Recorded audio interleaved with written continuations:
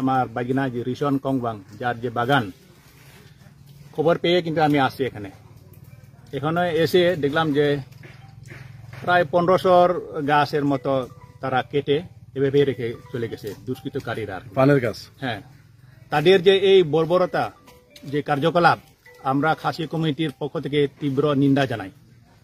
কারণ এই ধরনের যে কার্যকলাপ, আসলে আমরা খাসিয়ারা শান্তিপ্রিয় একজন জাতি, আমরা কারোর সাথে কোনো দুশ্মনী নাই, কোনো লাগ নাই। আর রিশন কংবাং হলেন লামাপুঞ্জির একজন হেডম্যান, হে সামাজিক একটা প্রধান।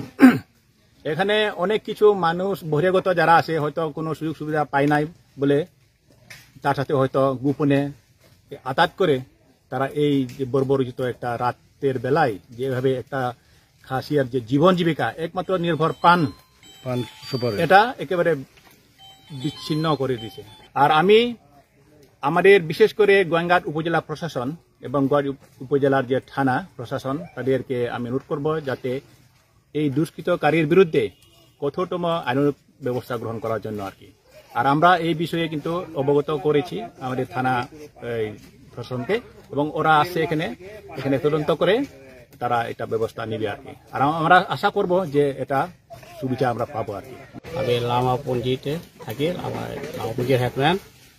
আর আমার বাগান পড়ছে প্রতাপপুর এরিয়া, এই প্রতাপপুর ক্যাম্পের বিজেপি ক্যাম্পের সংলগ্ন। আর আমার এখানে অনেক পান গাছ কাটা হয়েছে, কে বা কারা কাটছে, যা রাত্রে বেলা কাটছে হইতে পারে, আমি তো এটা দেখি না। এখানে আমার যে পাহারাদার থাকে তারা আমাকে সকালে কল দিছে, যে বলছে পান গাছ তো এরকম এরকম অবস্থা হয়েছে। আমি এসে দেখি এখন তো আমার চোখে জল পড়ে আছে। এবার অনেক টাকার পান, যে পানের উপরে আমার জীবন জীবিকা, এই ছেলে সন্তান নির্ভর হয়, এটা দিয়ে আমরা জীবন জীবিকা করি, এটার উপরে আমাদের সম্পূর্ণ সব কিছু নির্ভর।